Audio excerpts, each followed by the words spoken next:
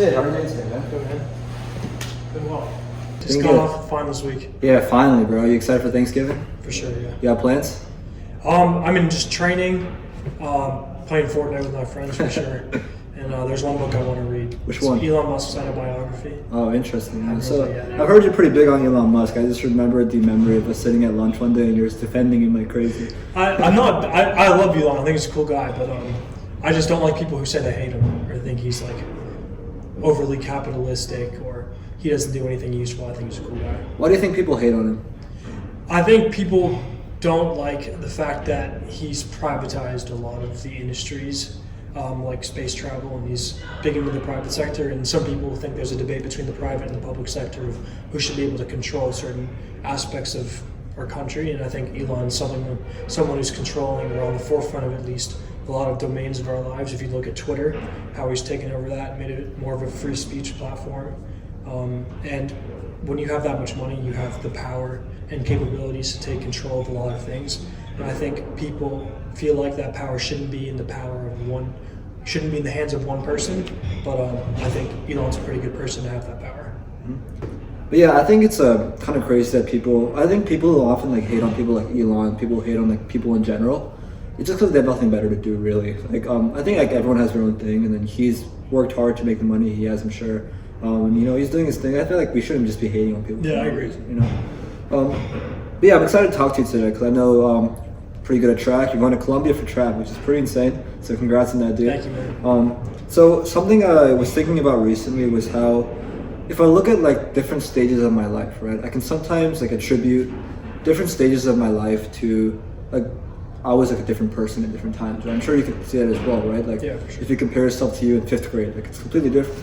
But when I was really like thinking about those moments where I transitioned, where I kind of changed from one person to another person to another person, I think a lot of it came down to like how I saw myself as a person, right? And it led me on to this idea of like identity shifts, right? That it's hard to transition into being a new person if you still see yourself in an old way, right? So I mean, I can go into like my part of it as well, like as we keep talking today, but I was interested if you saw something similar, right? I know you have plenty of stories to probably share with your journey through track, the journey through Lawrenceville, now coming to Peddie. Would you say you've seen something similar with like the way you saw yourself changing in that process? I would say my story's been a little bit different. I feel like I've had the same groundings and the same principles, but I've just been pushed into different scenarios. I think that my main focus was to focus on developing myself through work. I think that's something I developed through when I started lifting. I got addicted to using my own personal goals and dedicating myself personally to something that I wanted to see, a certain capacity I wanted to improve it. I think I developed that in 8th grade, right around puberty with my friends. And I think that I kind of applied that to everything that I wanted to do. The thing is, I've just been put into a lot of different environments. I started off with lifting, and then I moved schools. I've been to 3 different high schools. I went to Montgomery High School freshman year. It was a public school. I was a public school kid all my life. I went to Lawrenceville sophomore year, graduated from there this year, I guess, and then came here. So I've just kind of been put into several different scenarios, several different sports, several different classes that I need to perform in, and I feel like having that groundwork was the biggest thing for me. I would say during my childhood, I wouldn't say I had a sense of identity of who I thought I was. It was more so I was pushed to certain parts of my life, and I took pride in doing those things well. Like when I was a kid, my parents forced me to do math a lot, and took pride in how I did math and trying to be the best in my class in math. Tennis was the sport I played for like a large part of my life, and I took a lot of pride in being the best player on the court for as long as I could be.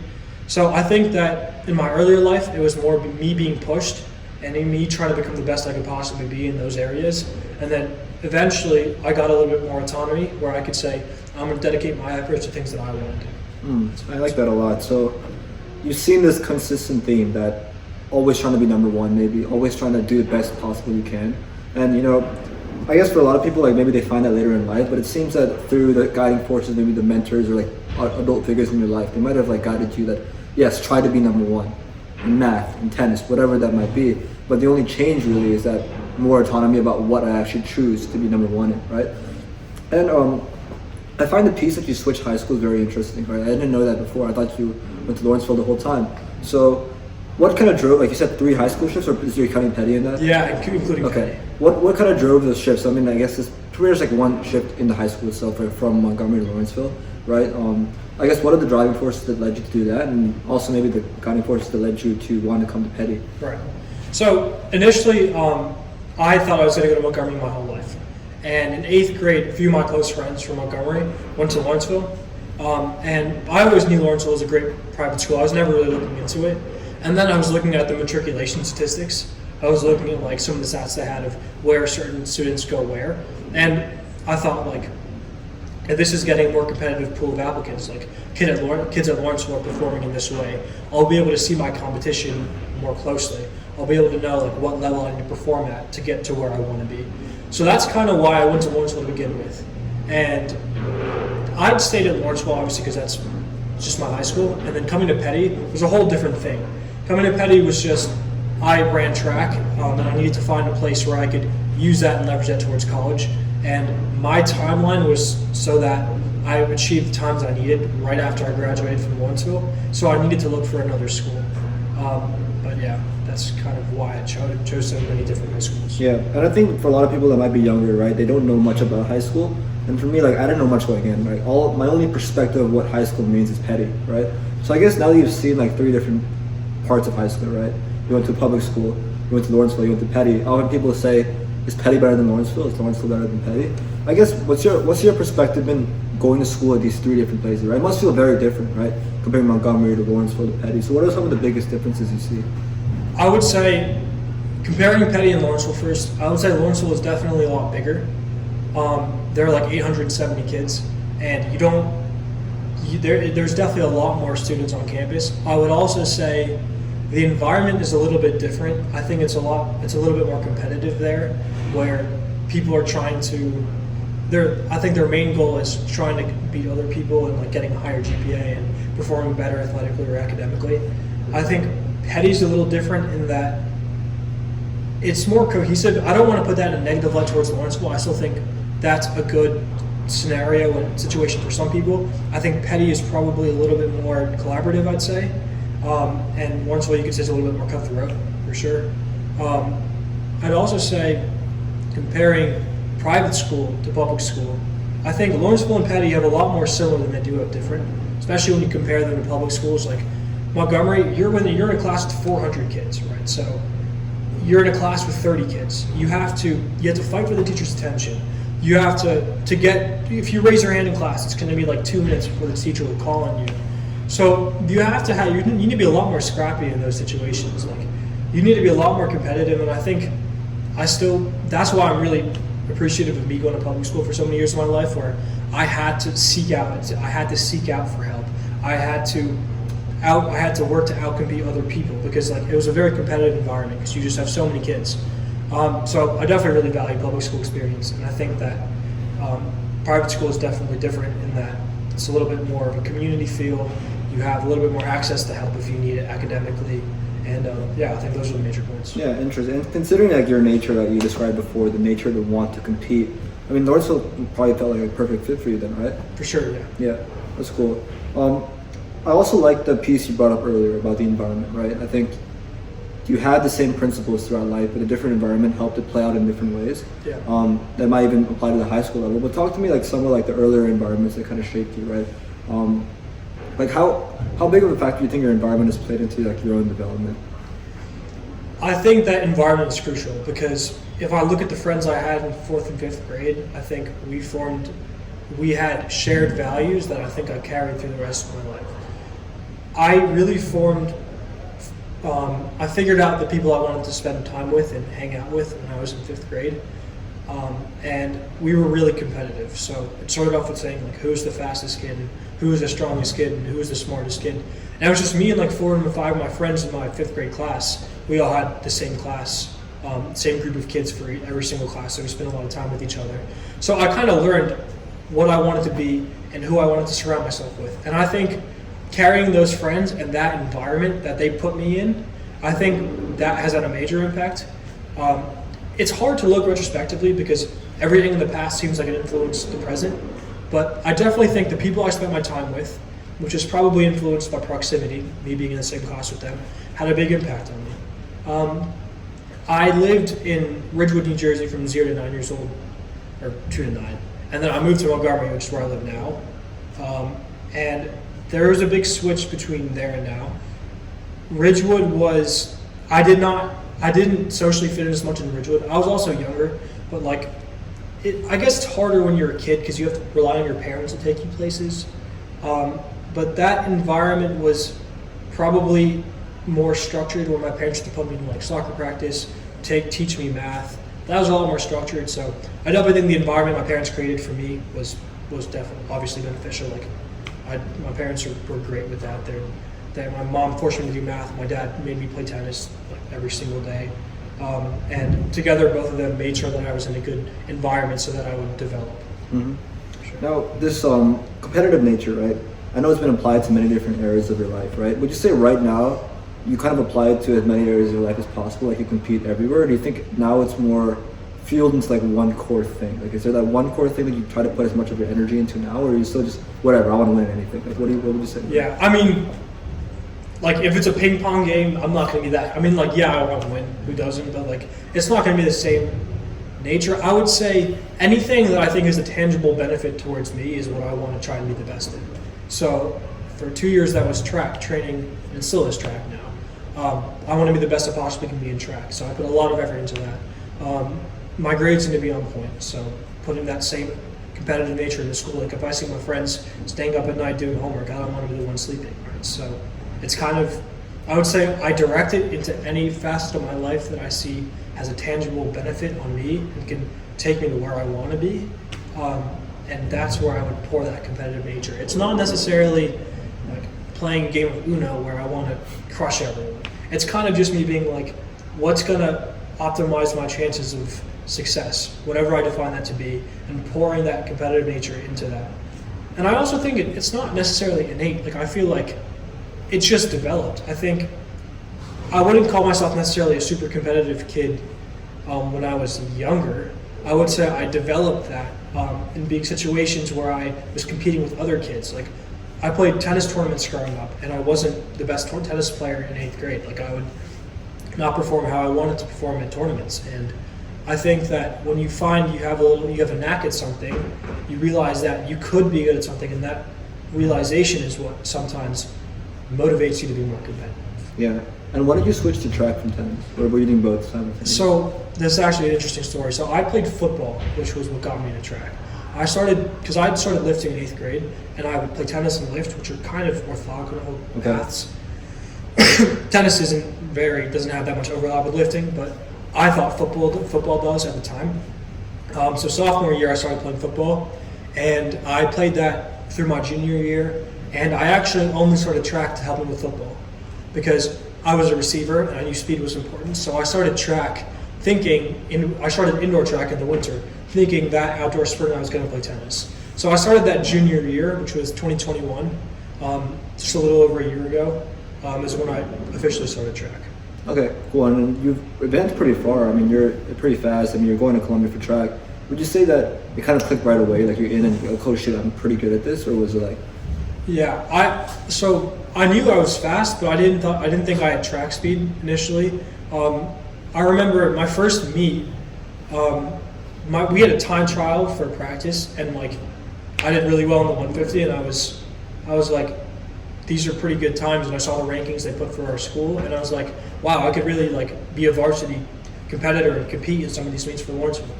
And I was just really intrigued at the aspect of that because I didn't think I could be like top 4 fastest in my school. So when my first meet happened, and I ran 6.8 in the 55 meter, which for reference is like probably around top 50 in the state, I was really confused. I was like, these rankings don't make sense. Like, why is everybody so slow? I didn't think I was fast. I thought everybody else was super slow because like I had the mental barrier on myself that I couldn't be like a top D1 track athlete. I didn't think that was a barrier I set on myself. So seeing that wasn't the case was kind of like a mental shift. It was a shift in my framework that I think seriously impacted my life today, because now I look at something that 2 years ago I might have initially looked at and been like, I can't achieve that, that's too far away. But now I think I have a much more confident view of what my capabilities are. And I think that seeing yourself perform well could be an eye-opening experience to anybody. Yeah, I know. And I think everyone has something, right? And I think it takes a little bit of luck to find that thing, right? For sure. I mean, like, we're all so unique. We're all genetically wired differently, chemically. Even just like our experiences are so different that develop us as such unique individuals. But, you know, it's sad that some people never discover that thing, right? If you never played football, would you have ever played track, right? So that piece plays into it a lot as well. So, but I think that's why I really like advocate for people to just keep trying shit, right? Like, For sure. obviously not all the time, because if you have one core thing and you want to get good at it, then like you want to put as much into that as possible. But like, if you're a young kid, if you're a sophomore, like just do as much as possible. And I think I like that you've tried as much. You play football, you tennis, like all over the place till it clicked, right? So, but I really believe in that idea, that periods of time where you kind of just try as much as possible, like just keep exploring, because like you have more opportunities in your life than you think. And I know it's easy for us to say, but no matter where you are, there's some opportunity there you're not taking advantage of. And sometimes you might just realize that shit, I'm fast, like out of nowhere, right? Like your senior year or junior year, and all of a sudden next year you're going to Columbia, you know, like you just gotta find the thing. Yeah, and that's 100% true. I think everybody's a knack for something, and people just haven't tried enough. But also I'd say that sometimes you don't realize your potential until you put a lot of hours into it.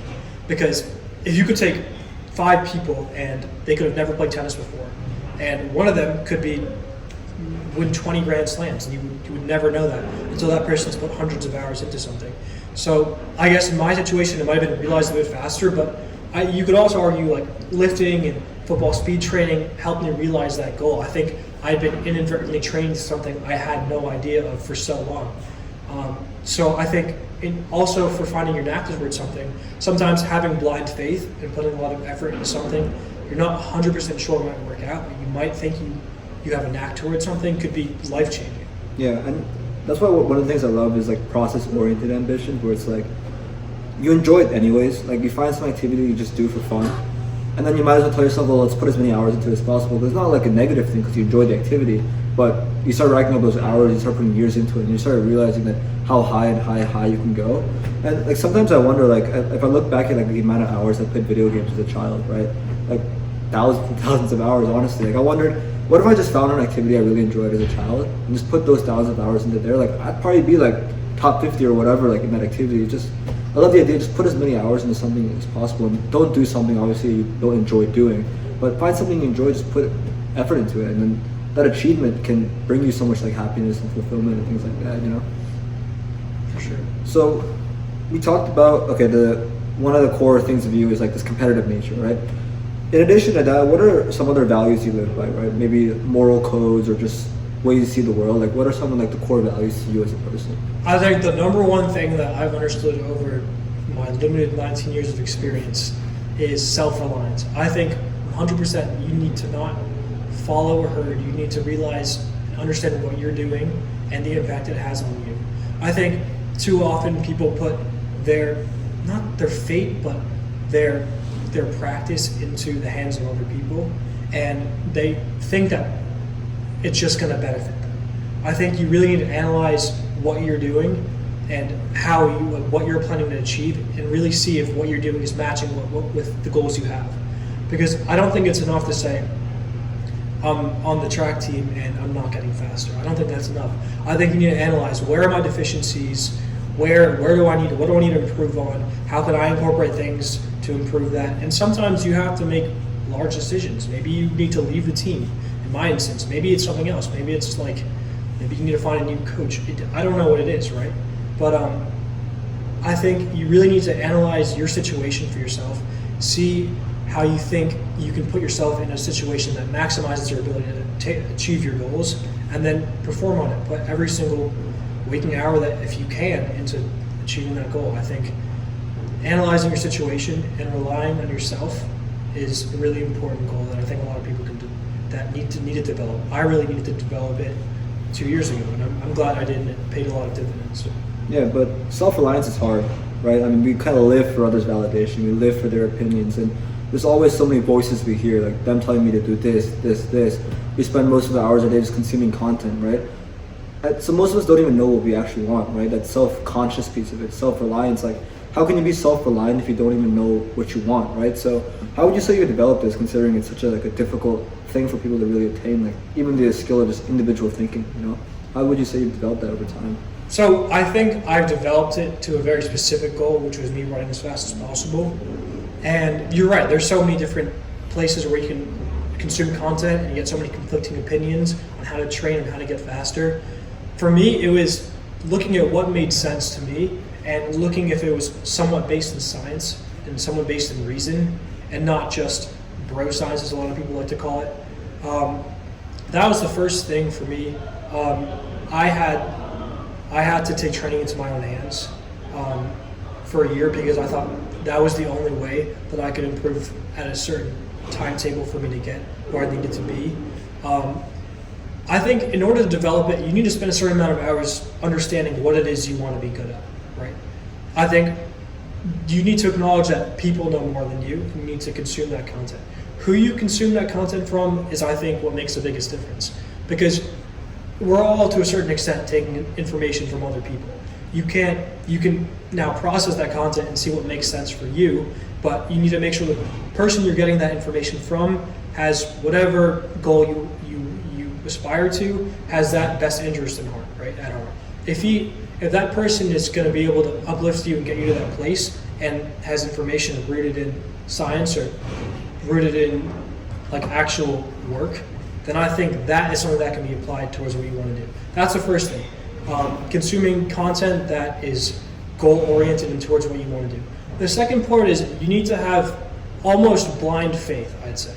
You need to, I think having delusional optimism to a certain extent is beneficial, because if you don't truly believe in yourself, when times get hard and when you don't achieve the goal as you wanted to in like your first test, or maybe it's your first track meet or whatever it is, you might start doubting yourself. But I think if you maintain delusional optimism, I think that could be really beneficial. Now, it might not work out, but hell, if you achieve like at least something, or if you advance towards something you wanted to get, and you made some progress, and you enjoy what you're doing, there's no real harm done, right? Mm-hmm. So I think those delusional optimism, which is, I mean, you obviously, you should be somewhat realistic, but like, you want to be optimistic. I don't think having a pessimistic mindset is going to help you. And then also, where you get your content information from and how you apply that to what you want to do, I think those are the two most important parts for developing some ability of self-reliance. Right.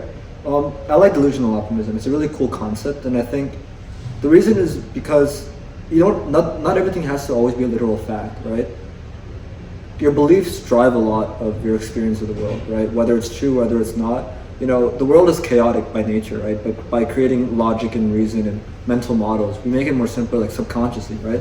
And just having beliefs that are positive about yourself, even if they're not true, they slowly start to become reality, right? Like I know in the beginning I talked about that identity piece, right?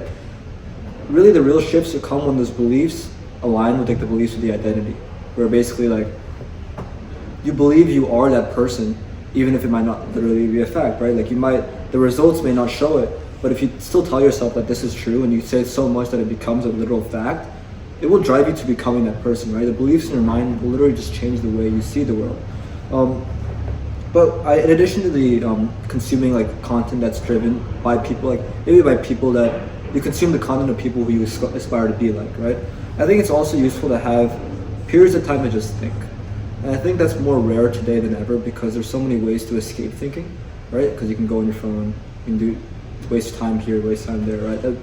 I think scheduling time in the day to just think is very powerful because you're forced to kind of look inward. And a lot of people don't like that feeling. I would say I hated that feeling for a large part of my life, but times when I started to just force myself to sit down and for 30 minutes and think, it's crazy how much your understanding of the world can just get better, right? Because you're not always reliant on like their voices and their words that are just kind of enter your brain on the surface level of your experience of the world, right? You kind of look deeper inward and you understand that why is this true? This belief that's in my mind, where did it come from? Oh, it came from that one person that said something mean to me 2 years ago, right? And then that one belief has been holding you back this whole time, right? I think just having time to go inward and thinking, whether it even be through journaling or whether it just be going on a walk, right? Having those times, I found that to be very powerful in my life. But what do you think?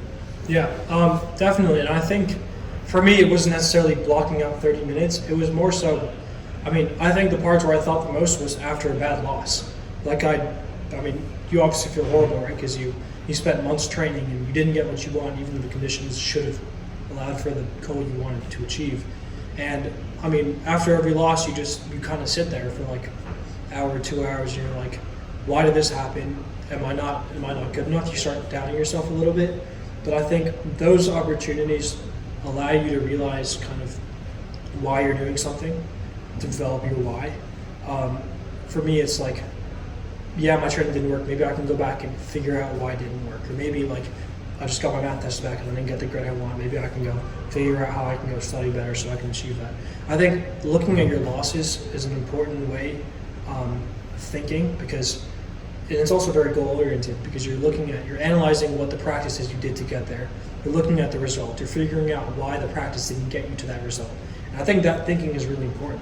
So I would say that is really where most of my thinking came from. It was looking at my wins and looking at my losses and trying to be having as little emotion as possible, because sometimes you can ride the highs of a win too much and you screw up your training for the next week, or you don't get enough sleep because you think you're shit now, and then you screw up the next meet, right?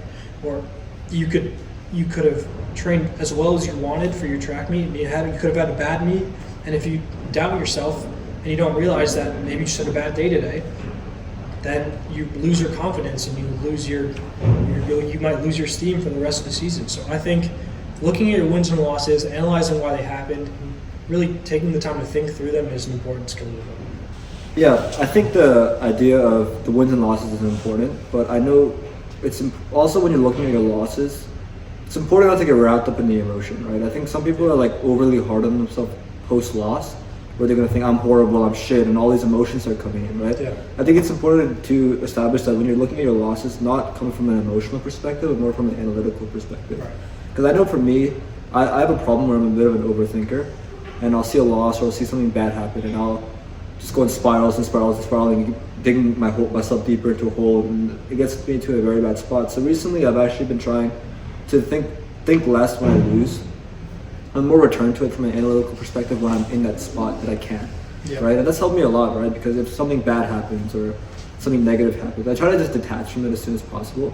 Because I think it's dangerous to get wrapped up in those emotions. Like, it can be very self-detrimental, but when I found that I detach from those emotions post-loss and maybe I come to it later, I feel like when I'm walking, I feel like I'm in a more of a better state to analyze it from an analytical perspective, where I can start to see things like line up better.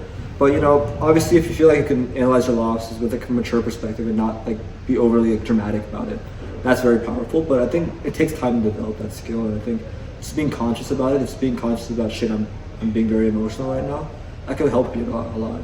Yeah, and honestly, I think a big part of it is from not letting your wins make you like not riding that high. Like arrogance.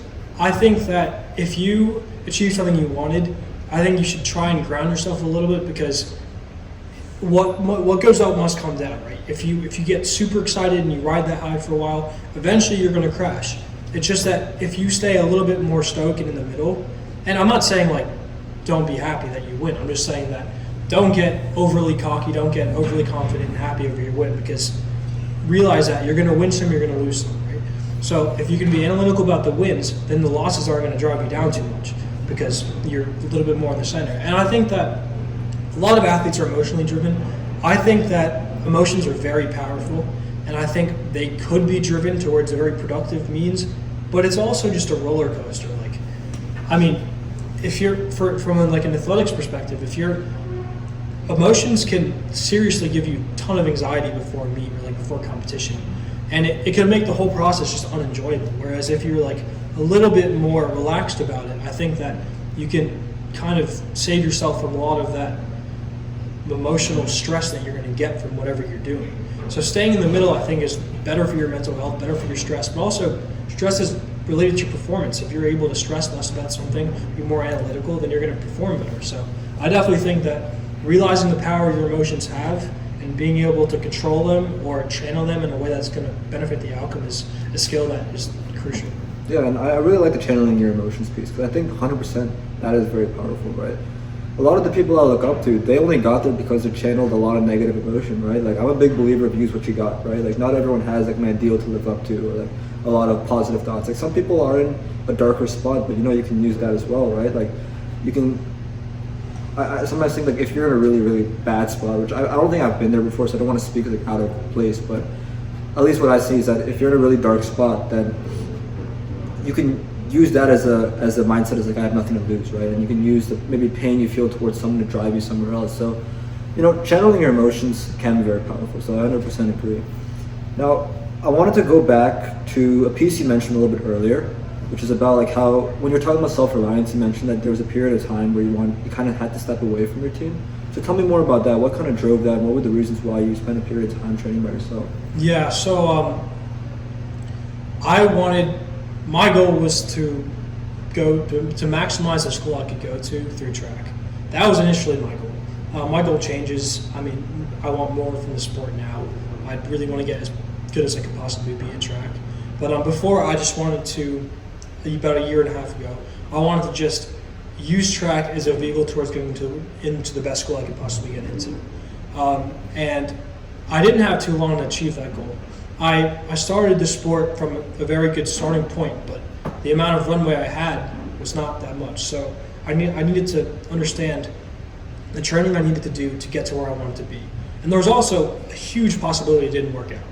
So I was like, I'm doing well academically, so it's not like it's taking away from that.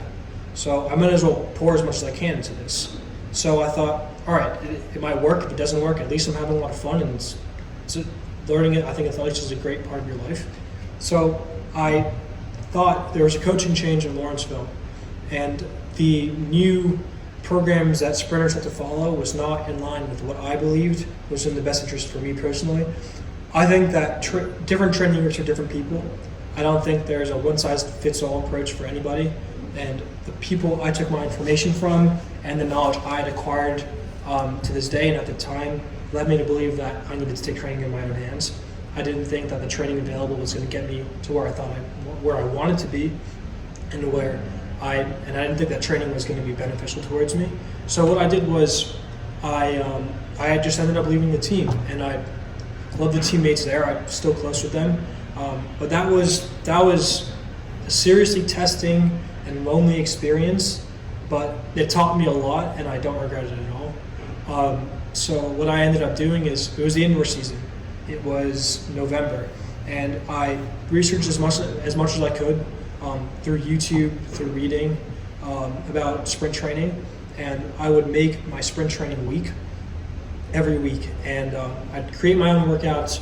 I'd not time myself, but I would take videos of me running and analyze my form, figure out how I needed to improve my form, and I did that till my first opening meet, which was in December of 2022, and I ran 23.7 in the 200, which is a respectable time, but it's nowhere near the Division I time. Like, if you want to go Division I in track, you need in the 200, you got to be at least sub 22, which I actually didn't get, but there's more to that story about what I ended up doing.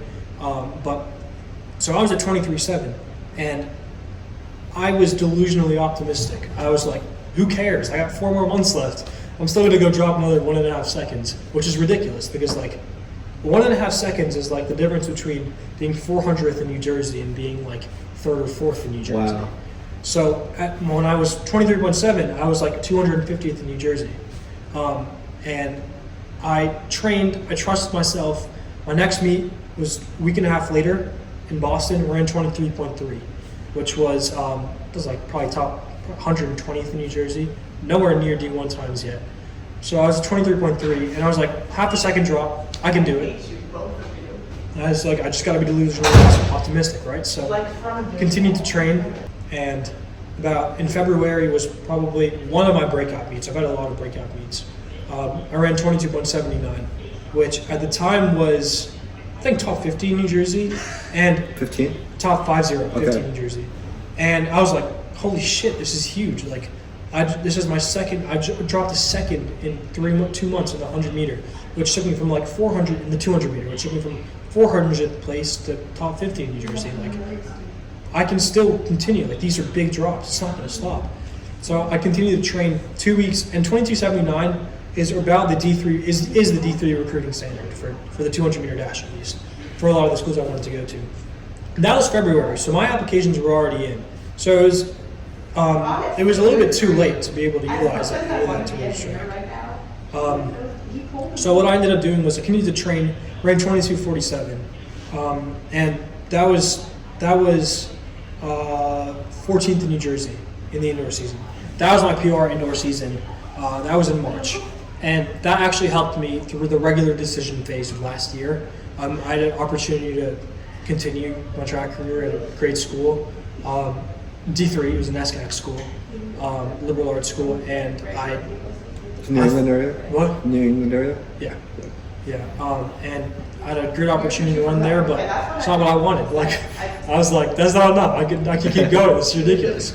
And I have to give credit to my dad. My dad took me to every single track meet. We went to Kentucky, we went to Oregon, Wow. we went to It Boston. must be fun though, right? It was so much fun, but it was so You much guys fun. drove around or you flew? We flew. Okay. We drove to Ohio. We went to Florida twice. Like, we packed up. We signed myself up for track meets. We trained. We took myself everywhere. It was a great experience. And like, when you're on the track team, you're in New Jersey or New York. It's more convenient, but like, I had no choice, because if you're competing unattached, you have to go fly around these places. So I was going to Kentucky, and like, it was a scary ass place, and like, it was a weird experience, but I mean, it worked out for the indoor season. So that was the indoor season of 2023. That was a huge experience. It was, I think, probably one of the best experiences, I would say, the most challenging experiences. And then came outdoor. And I would say outdoor was a lot longer. If indoor was a sprint, outdoor was a marathon. It was Really? 4 months longer. Wait, why does it feel longer outside? It feels longer because, not the actual race, but it feels longer because you're going from January to March, which is like, it's the beginning of March. It's really January and February. That's It's like 2 a months. season. Exactly. Oh. So outdoor season, we flew to Florida in middle of March to IMG, and I ran 2 meets there. And at that point, I had PR'd every single meet consecutively. So I went from 23.7 to 22.3. So that's like 400 places in New Jersey, and that was just a crazy experience. And I thought the 200 meter was my event. So then was probably like, shit, I'm plateauing now. Because I went from 22.39, I didn't PR for a bunch of meets in the 200. I was like, what am I doing wrong with my training? Where am I going wrong with this? So that was March, April, 22.4. May, 22.57. That was the worst meet ever. Because I trained for months. I had a tailwind of 2.4 seconds, which is great. 2.4 meters per second. I should have ran faster, but I ran 22.57, which was nowhere near what I wanted to do. So I was like, what is going on? And then my 100 meters will save me, because I changed my training to my 100 because my top end speed is what I knew I had. And I ended up running, let me go back a little bit because this story's good. So the 200 meter wasn't going really the way I wanted it to. I started plateauing a bit. I definitely think I should have trained a little bit different in 200. Like in what way? I think I neglected endurance training because it wasn't doing enough speed endurance. I was doing a lot of speed because I thought that was my forte. My top end speed is what let me win, because my start was okay, and my speed endurance was also okay, but my top end speed was what separated me from my competitors. So this whole time, I opened my 100 meter in May of 2023 this year, and I ran 11:21, which is a good time. It's definitely a good time. I was definitely happy with that, but it's also on the D3 recruiting scale, right? And at this point, I had an opportunity to run somewhere else, so I guess some of the pressure was taken off me, but I wanted more, and I hadn't accepted the offer. So I continued to train, and 200 wasn't working out for me. And the worst meet ever was on meet in Maryland. So my dad and I drove down to Maryland, and it was a horrible headwind. It's like a -4 headwind. Oh, Which, fuck. if anybody understands that, that's like 0.5 seconds over time. Really? So, yeah, Just the wind? Wind is... Describe the wind. Like, was it like really like you can hear like everything? No, it's not like that, but like, if you were to stand there, you wouldn't think about the wind. Okay. But like, if you're running, like 100 meter, you're thinking about the wind, right? So that has that much of an impact. Yeah, wind definitely has an impact, 100%. Like, I don't think people realize the degree to which wind has an impact. That's cool. That you're probably like considering so many factors when you go to run, right? It's so like the night before, you're looking at the wind patterns, I swear to God, you're looking at like the direction of the track. You're hoping to God there's no headwind, because like headwinds suck. They're not fun. And there was like it was realistically like a -4 headwind. If you're standing there, you could definitely feel the wind on your face, and like the officials were horrible. Like the meet was an hour behind schedule, so I'm just literally standing there for an hour, and I knew it wasn't going to be a good experience. The blocks had no like pins on the bottom, so they slide back. Which blocks? Like the starting blocks. Oh, okay. So they slid back, and I ran 11:59, which is way off from what I'm capable of running. Just because like I opened 11:22. Okay. And then in June, which is when I ran this meet, I ran 11:59, which is way off from any track recruiting standard you want to hit. And this was probably, it was to the point where like. What season are we in right now? Like what part of the year? This is towards the end of outdoor season. Okay, so of your junior or senior year? Senior year. Okay. This year, 2023. Got This it. was like 4 months ago. Yeah. And I'm like, shit, what the hell's going on? I shouldn't be running this time. Granted, it was a horrible situation, but when you run 11:59, you're like, you're not like considering all the factors. You're just really upset with yourself.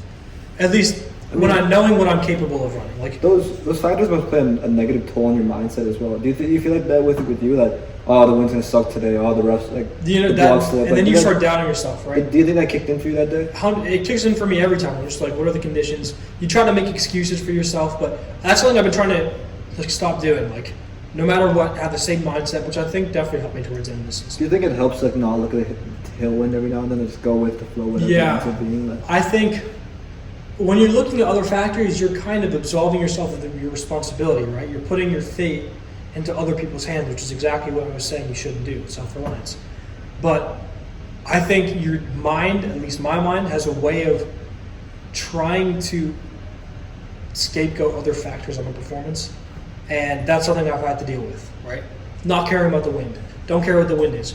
But I think that does kick in for me, because when I'm on the line, I don't give a shit. When I'm on the line, my mind just like you're in your zone. Tunnel vision. I'm ready to go. Doesn't matter what the wind is. I'm like, screw the wind. I'm going to PR anyways. That's my mindset on the line.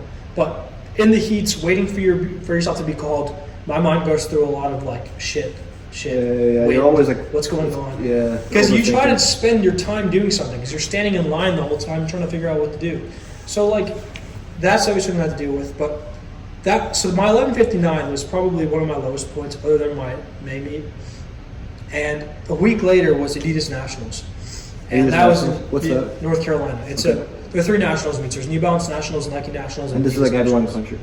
This is all the best competitors in the country come to these meets. I chose Adidas because I thought it had the fastest track. I think I stand by that. I'd say North Carolina A&T is my favorite outdoor track venue. And this was this is a week after I ran 11:59. And I tried to adjust my training as much as I could, but it's weak. There's not much you can do, right? And 11:59, it's like, that was a really bad meet, right? So going up to this meet, I was super nervous. Like, I could not sleep. I would get 3 hours of sleep a night, because my dreams would literally be me practicing. My dreams would be me like nervous for my standing in the lines for competing. I couldn't sleep. And like me, who tries to limit every factor to try and maximize my speed. Like, I don't look at blue light 5 hours before to go to bed. I deleted Instagram this whole time. I would never consume content. I would follow like probably nearly all of Andrew Huberman's recommendations on like productivity. Like, I literally did everything by the book. I tried to. Now I don't do it as much, but like, I will lock in and do it like once track season comes. But I was completely locked into the T. Everything he said, I did. Every single facet I could control, I did. So when I couldn't sleep, I was like, shit, I'm not sleeping. How am I going to run well? Which kind of morphed my mindset a little bit, as I'll go into a bit later. But 3 hours of sleep. The night before the meet, I had 2.5 hours of sleep. The night before that, I had 3 hours of sleep. We were in North Carolina in Airbnb, and the bed was horrible. I couldn't sleep, and there was light pouring through my from there poured into here. So it was just a shit environment to sleep. And that meet rolled around, and good conditions, felt good in the warm-ups, and I ran 1085, Oh, which was 0.7 seconds faster. Holy shit. And I was like, what the fuck just happened? That was the biggest breakout of me that I ever had. I looked at my dad looked at me, and we're like, what the hell is going on? So where does that come into the rankings then? Like, so 1085 at the time was, I think, top 10 in the state. oh wow. Yeah, so that was, actually no, that was 14th in the state. Okay. 14th in the state. Because that was out in June. That was towards the end of the season. And I was like, God, like that's Ivy recruiting standard. This is where I want to be. So I was like, Dad, we're doing a post-grad year. I'm going to go to IMG Academy. So applied to IMG and was on my way to go to IMG. And then that was 1085. So that was the biggest breakout meet I've had. So wait, you decided June you're gonna do PG here, right? Did you had applied to colleges before? Yeah. So were you in anywhere? Or were I got into Emory, I got into Williams, I got into Wake Forest and Rutgers. And you didn't commit to any school at that point? I didn't commit. I put it in deposit, but I removed the deposit. So okay, and there wasn't any problems with that? Or no. anything? Okay. I made sure everything was by the books. I decommitted. I told them like this is my plan, and I withdrew my application. And that was fine. But yeah, so I mean that was a bet I had to put on myself, right? Like, is it going to work out? Well, I think so. And I mean, worst case scenario, like I wouldn't have had to decommit. I could have just gone to college, but that was a backup plan. But after that meet, I was like, no backup plan. This is what I'm gonna do. My dad supported me. My mom was scared shitless, but like, she's like, hey, it worked out. She never heard about track before. She's like, what is this? So that was funny. And then it's a little confusing, the whole process too. Yeah, Indian parents, first generation, and she comes over here and she doesn't think that, like, she thinks math and studying is going to get you into school, which is true, right? Like, I love academics are my most important aspect of life, but like, I mean, athletics are important, and at least if you want to go that route towards college. So then my dad and I went to Ohio in July, ran 1080. We went to UPenn the next week for a meet they had there, Penn Relay Summer Showcase. Ran 22.1, which is good for my 200. That was a good time. And then my PR, we went to my uncle's house in California. We drove out to Sacramento, and I ran 1075, which is my current PR. They were all wind legal. And yeah, so I was like, that experience was so formative for sure. And I was actually about to go to IMG Academy and then changed my mind because I wasn't academically focused enough. Really, so that's the reason? I was like, I have my times for track, right? Going to track season's in the winter anyways. So it's not like I need to run faster to go to the college that I want to go to. It's not like I'm going to have more meets because it's not until the indoor season, which by then recruiting would be too late. So I was like, just going to go to Peddie because it's close by, close to home, and got my times, got what I needed, and it's academically focused, so I could, prepare myself to like deal with Columbia's academics. It's going to be hard, right? Yeah, for sure. Yeah, I mean I think that's probably my craziest long story, but like. Oh yeah, it's a great story though. And I think sometimes people look at track as a negative light. Like, oh, it's an easy sport. Oh, it's like this and that, whatever. You run for 10 seconds. What is that, right? But I can only imagine the amount of like mentally draining it is leading up to it. Like maybe like it itself might not be hard, but like the 3 or 4 days before a meet, you're probably thinking so much or trying to optimize every factor. There's probably so many mental kind of things you go through before you even go and run on the mat, right? Not the mat, the track. Do you have any kind of like routine or anything you kind of follow to kind of get you in that kind of zone or flow state or that mindset before a meet? Yeah. I wouldn't listen to music until the day of the meet. So I would put my music in. So how many days before would you not listen then? I would, when I trained, so I actually followed Huberman's recommendation for this. I have to remember what it was. But I think when I did train, I listened to music. After training, I didn't listen to music. He has a recommendation for like music listening for performance? His basic idea is that you don't want to, if the music is elevating your level of arousal, you want to do that on days where you're training. Okay. So on my off days, I wouldn't listen to any music. And then the day before the meet, I would listen to no music, no simulation. The idea was that is just to clear my mind, right? Did it make a difference? Who knows? But when you look retrospectively, every factor might have influenced the outcome. So the day of the meet, I'd listen to music, I'd have my headphones in, and I'd try and get angry upset, which was easy. But the hardest part is maintaining that anger and keeping that same energy the 5 minutes, 10 minutes before your meet. Because that's when the doubts start kicking in, right? That's when you start rationalizing. Because you have to realize you flew so many hours to compete for something that you're trying to get under 11 seconds. If it doesn't go well, everything you did was just pointless, right? So the mindset I used was I would try and focus on my music, listen to my music, and when you're warming up, you practice your routines, right? You have skips that mimic the movement patterns of sprinting. So you mimic your movement patterns of sprinting. You stay warm. It's warm outside, so you don't have to move around too much. And I don't look at my competition. I have no idea who I'm about to race. I don't care about that. And when I get to the line, I feel like my only mindset is win. Like it doesn't really matter who's on the line. It doesn't matter who's on the line. I don't know who's next to me.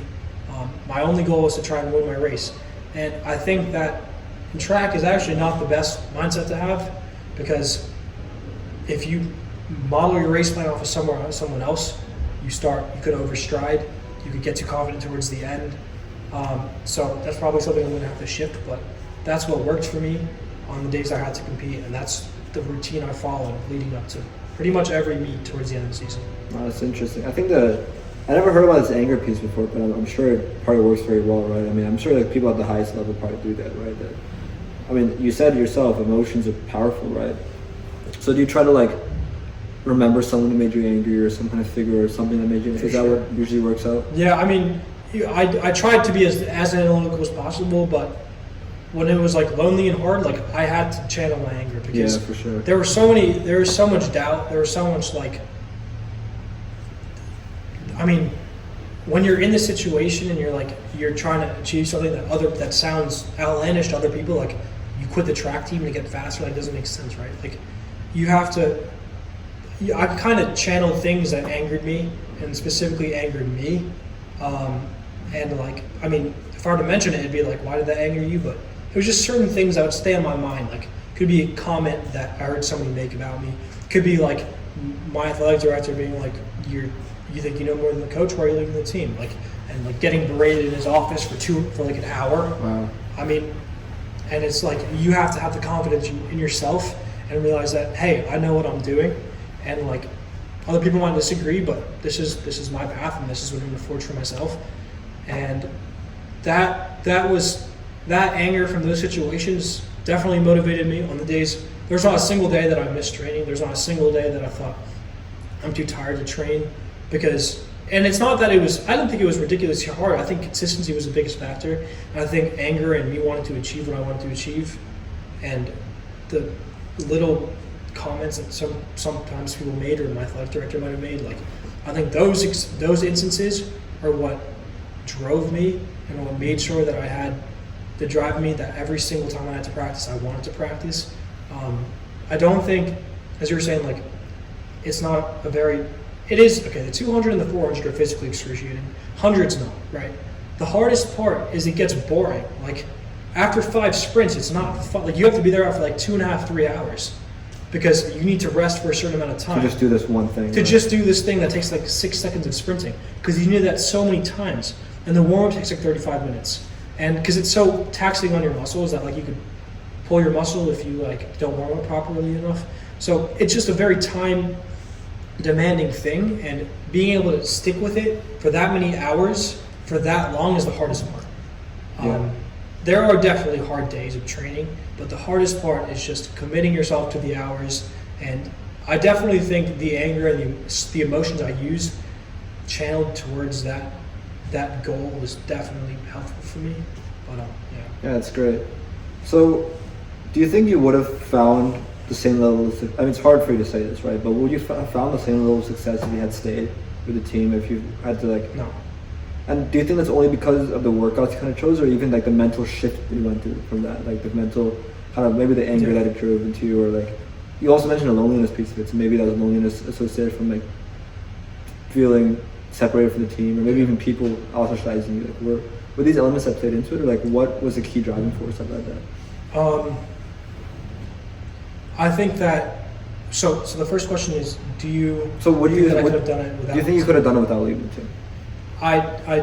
do not think so. I don't think it would have happened in that team. And I acknowledge I understand why there's a team, right? You have a group of people who want to achieve a certain goal. But when you have 30 people that you have to manage, it's hard to like individually say, you do this, you do that, you do this, you do that, because this works for you and that works for you. Unfortunately, when you're dealing with groups so big, you have to kind of use a one-size-fits-all approach, right? And that didn't work for me because I didn't have the same level of experience as did someone who just started the sport. Even though I was relatively new to it, I was advanced to the point where I needed training that suited me. And with that understanding, I completely assured myself that I made the right decision, and I do not think that it would have been possible to do it with the team. Now, maybe if I'd been on the team long enough, maybe if I'd been doing track all my life, I would have accumulated enough years so that I didn't need to leave the team in order to achieve what I wanted. But I had 9 to 10 months, right? I didn't have a long timetable, and I needed to do every single thing possible. And I think the only way I could do that is if I took control of it. Now you talk a lot about like the way you're optimizing for match day, right? You're looking at every different factor. Do you think that, obviously like when we see like people who are very like driven by one core thing, there's 1 or 2 things they're really good at. I think spending a lot of time with that activity, like whether it's like music for Mozart or whether it's art for Da Vinci, I think your mental state of the world sort of connects back to that core thing, right? Like we all see the world differently, and I really believe that. Do you think that training in this way kind of shaped your world in a unique way? And do you think you kind of apply some of these principles to like other parts of your life, right? The idea of wanting to optimize every factor, right? Do you apply that to other factors of your life? Do you apply that to your work or to your academic life as well? I would say that I definitely try and optimize my efficiency with my academic work. Like, there are certain study habits and things I do for when I study for certain subjects. I think if you learn to optimize things for yourself, what you're able to do is be more consistent. Like, sometimes you might try and study for a test and realize nothing's getting done, or sometimes you might have a stroke of genius and you might just finish it super quickly. I think if you're able to optimize, then you can have confidence in yourself that you're going to achieve whatever goal you're setting out to do. So if you have certain patterns of how you study or certain study habits that you have, if you have a set framework of that is supposed to optimize whatever goal you're achieving, so better grades, then you can have more confidence and you can trust the process more. I think trust the process is the perfect term to explain that. Because say I didn't try and optimize how I studied. Well, now I don't know if I'm going to be ready for come that test in a week, right? Is what I'm going to do, is it going to help the result? Am I going to get a better grade? You don't really know. So optimizing, I think, is important to be able to have confidence in yourself, to realize that come whenever you have to perform, I will perform because I've optimized myself in a way that I'm going to practice to achieve what I want to achieve, right? So I think optimizing things, makes yourself more efficient and channels your efforts into something more scope towards what you want, but it also allows you to be confident in the process and realize that you have a plan behind you. Because sometimes sometimes you might feel like you're running in circles, right? But if you at least have a plan that's optimized, you're like, my efforts are all going towards what I want to do. So the whole time I think it's a better experience. So I definitely think optimizing is critical for having being able to trust the process, and B, also being more efficient and channeling your focus into something. It's also just satisfying, just to feel like, I think maybe it's different for everyone, but I just love to like feel like I'm as optimal as possible, right? Whether it be in whatever pursuit it might be. What are some things you do to optimize your studying or whatever? Like, give me some examples of like things you do. Yeah. So I'll give you. So to optimize for math is different, right? So what I do I'm going to go from the macro perspective. I have 5 classes I need to perform, right? And for me, I'm not someone who can say, I'm going to allocate 1.5 hours to this subject, 1.5 hours to that. I can't divide it. When I'm in the zone, it's hard for me to leave that zone and enter a new zone. That takes time in and of itself. That transition period takes time. So for me, I'd rather spend 4 hours doing one subject one night, and then the next day spend 4 hours doing another subject. Because I'm in this zone. I don't have to leave the zone and enter a new zone. And you don't break the flow state you develop, right? What? You don't break the flow state. I don't want to break the flow, but I also it's also really difficult for me to say I don't understand this. I'm going to go do something else. Like, I really want to wrestle with it and try and solve it. which can actually be counterproductive sometimes. Like you might waste time, which is true. But what generally works for me is putting something on the back burner, focusing on something else that needs to get done quicker. Doing that first, putting all your effort into that, then getting what you put on the back burner and working on that now. So kind of juggling certain tasks. Now the issue with that is you're going to fall behind in something and you're going to excel in something for say a given period of time, and then when you flip that cycle and you take whatever you're falling behind in and you put it in front, now you're excelling in that subject, but something else is getting put on the back burner. So you're never really like, at any given point in time, you always have one class that you really need to put more effort into. But you're going to do that anyways in a week. So it is stressful, but sometimes that stress drives you, right? Sometimes I'm like, shit, I have to do that. So now I put it on the forefront burner and I grind it out and I do really well. So that definitely works the best for me. That's something I think I developed more so here, because my course load is pretty difficult this year. But that's just what I use. And I mean, that's still a work in progress. Like, it might not be sustainable when you're juggling a lot of classes. If you have a lot of things to do, you can't let so many things on the back burner. I at least have like certain classes where require a lot more work, certain classes don't require There's levels to it, right? Like even if it's not like the concept itself can be applied, right? The fact that you go for a period of time in one thing. Like I think task switching is the biggest problem today, right? And not even just task switching from task to task, but task switching in terms of giving your mind something else to focus on. If you look at a corporate job, the amount of times people check their email is insane, right? It's like we pretend we're busy, but we're just like going back and forth. But to enter like a deep state of focus, right? To enter a deep state of flow, it requires you to be focused on one thing. But every time you task switch, whether you pick up your phone or you talk to someone or like you open your email, it's like your brain enters a new task. And I think what I've noticed like over time, it takes me about 10 to 15 minutes to enter like a flow zone when I'm working. And then you're at the most optimal state, getting as much time as possible. But I think people are like, I'll do this, I feel like doing this now, I do this now, this one. It's just so much less productive. Yeah. And it also spirals. It takes right? so much more time. You know? Because when you start doing that, it gets worse and worse. So I put my phone away when I do my work. And I do one subject at a time. I take my time with it, and I get as much done as possible. And that's kind of cool. what I use. Anything else you use? Or? Put my phone away. That's one. I do not. So Listen to music when you work? I never listen to music when I work. Okay. Because I can't focus on listening to music. Yeah. I don't listen to music. I don't like working with people. I don't like working with people. I don't mean that in a way like. No, but like it's different. Like I'll do homework. What's the goal? It should be social to work, right? Like I can't go to the library and work. I mean, I love working with people when it comes to like a group project or when it comes to, I don't know, anything else. Like I'm a social person. I love being with people. But when it comes to like, I have to do this math problem set, I want to do that on my own. Like if I have to read a textbook, I want to be like in my room. Like if I'm ever in the library, I'm always downstairs. I'm not really at a table with like 4 other people, just because like, I mean, you start messing around with your friends and like now you're not reading the textbook anymore. So yeah, but I'm also an only child, so I think that might have influenced it, because growing up I did my homework alone. Like I didn't have siblings to bother me, so I'm not used to working with a lot of people around me when it comes to homework that's intended to be done individually, like say math homework or textbook reading.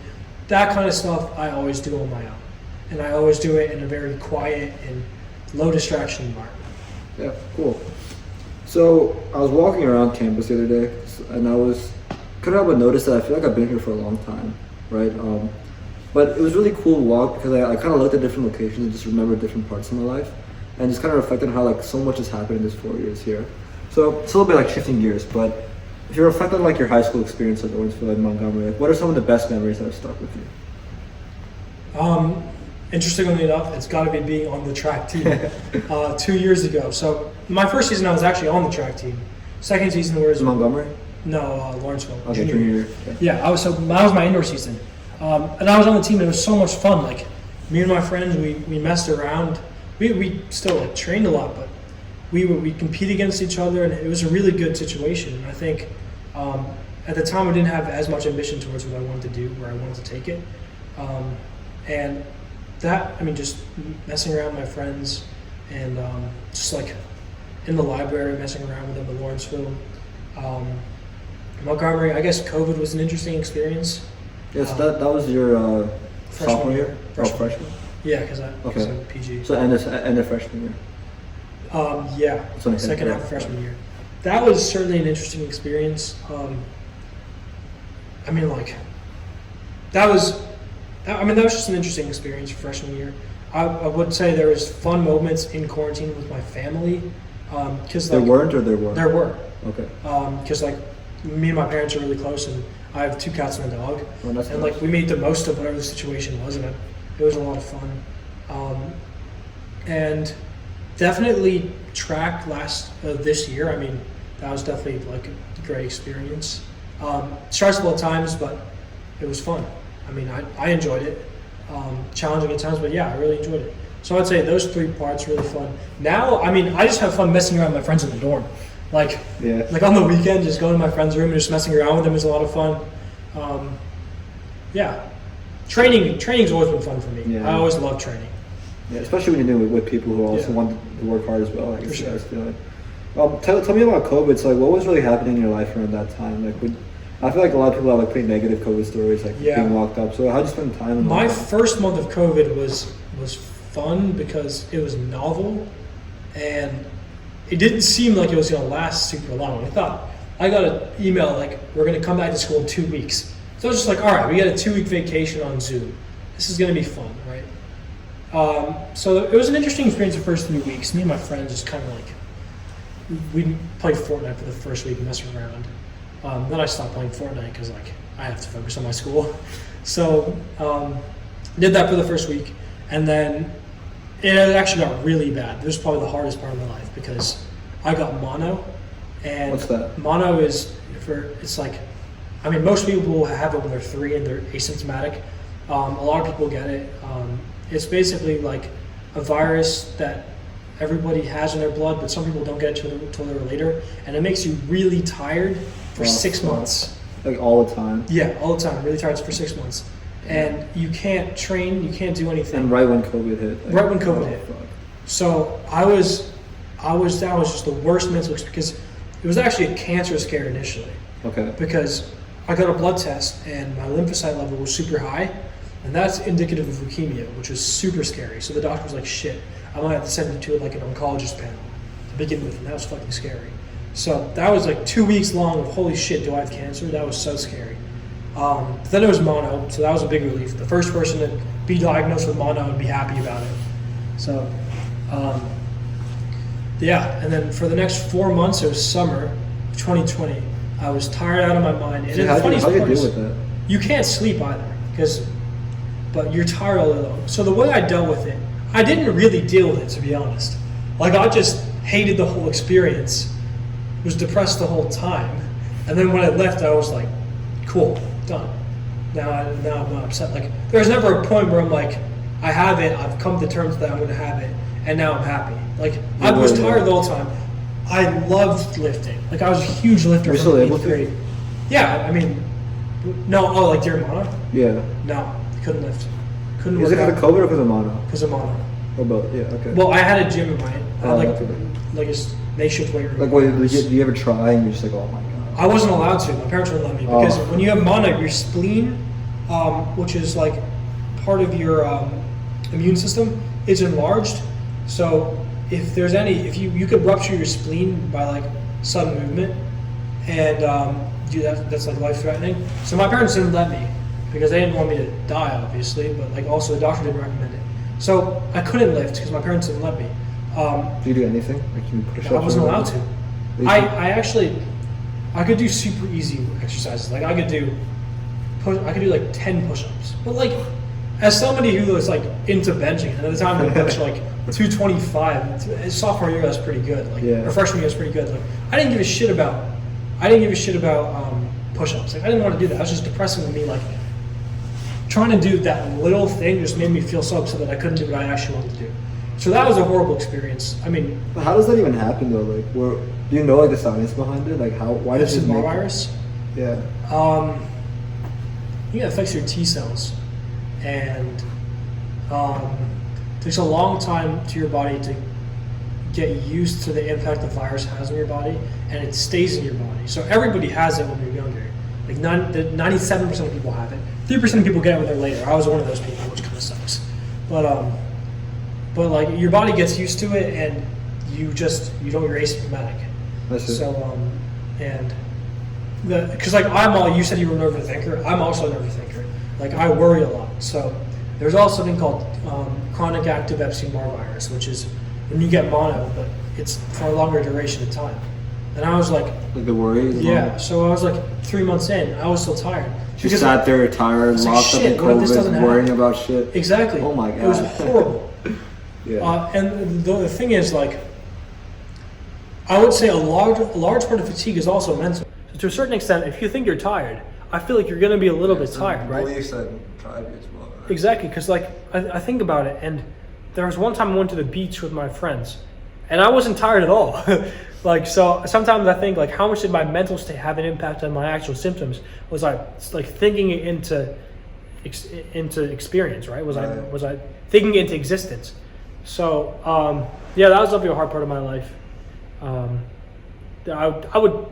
It's tough to say that was COVID's fault, because it was like everything combined. It was kind of everything, but like being locked up, being tired all day, not being able to do what I want to do was not a fun experience for sure. Yeah, I mean, for me, like I think my life direction I found it post COVID, because for me, COVID hit like in the 8th grade, so like I was kind of like lost at the time, anyways, and I didn't really have much knowledge about like how to live a good life at the time, like things that really made me fulfill me, like activities that fulfilled me. Like I hadn't started lifting until even after COVID, so it was a pretty dark time, because when you have nothing to do and you're locked up, you kind of just lean into like whatever desires you have, and then I end up a month later with a horrible sleep schedule, playing Call of Duty till 5 in the morning, like lonely, like.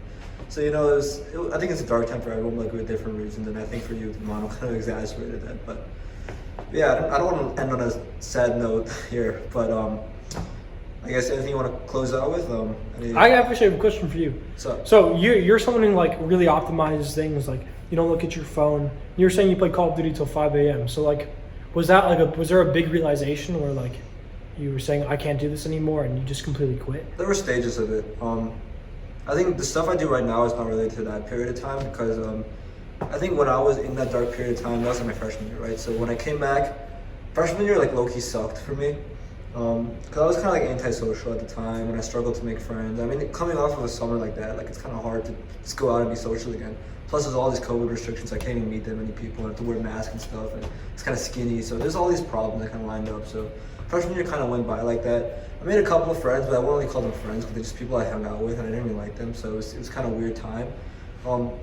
I think it definitely started to get better my sophomore year, because I started to lift more, and I started to like find activities I enjoyed and started to develop a self-respect. So sophomore year was a lot of fun. I made those close friends and everything. I had a great time. I don't think we have enough time for this today, but then the junior year was like a big learning moment for me, because it's kind of like the person I became in the junior year, where I was very obsessed with chasing validation from people, right?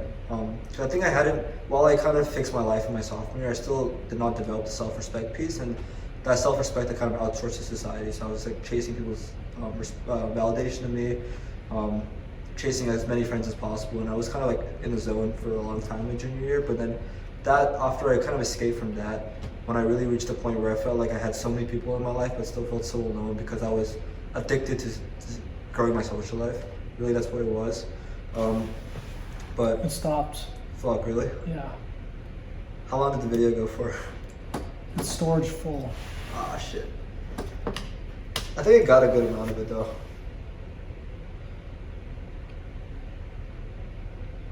Hour and 13. Oh, perfect. It only lost 30 minutes. It only lost like my story. So I'll keep talking. We'll get the audio from here. But yeah, so the way I really escaped from that, I'll just summarize like in a few short sentences. When I was talking to my friend about like someone in my dorm, we were studying for stats, and I asked him like, why do I feel like I have so many friends in my life but still feel so alone? And he really told me that you have to enjoy spending time by yourself. And I didn't really understand that concept, because I was so obsessed with their approval of me that I didn't even figure out like what I wanted to do, right? So I kind of went into a zone where I forced myself to spend time alone, and it was painful because I hated that feeling of being alone. But it really allowed me to think more deeper, and then that kind of formulated like the values I hold and what I actually want. And I was dressing at the same time, and things started to click in. And really that identity shift that I talked about at the beginning of the podcast, that I started to see myself in a new way, I think some of the books I read and some of the podcasts I watched kind of shifted my own identity, where I saw myself as like, I don't want to be the insecure boy who's chasing validation of others. I want to be like an honorable man. I want to be someone worthy of respect. I want to be like someone who lives by simple values and lives a simple life and is driven by purpose, right? And I think that a lot of the books I was reading were like about that concept as well, right? So I changed that identity in me, and I changed the things I was doing, right? I changed the time I go to bed. I changed the time how I use my phone. I changed like I started taking cold showers, like whatever, right? All the simple things, but also just bigger things as well on the macro level, like what brings me fulfillment. Now, obviously, it didn't happen overnight. Like I was resting at the time, so that was like my purpose for a long time. And then a lot of my purpose for a period after that was just optimizing my health, right? Being healthy. But I think now I'm starting to realize that this podcast is one of my biggest purposes, because it's an activity I love working on. It's fun. It's a form of impact as well, because you can share knowledge, be with people, learn from people. So I think that this is like the next stage of my purpose, and I really like the thing that I really like. If I thought about myself, like what if I had no limits in life? What if I could have like anything and like I had untapped potential? It really just to like work really hard on a podcast and do that. 'Cause I find that a lot of fun, right? So optimize for that. But yeah, it really was that junior year that kind of shifted my kind of vision, like how I want to see myself as a person. But Yeah. cool, man. Thank you for coming down. Of course. All right, bro. See you, man.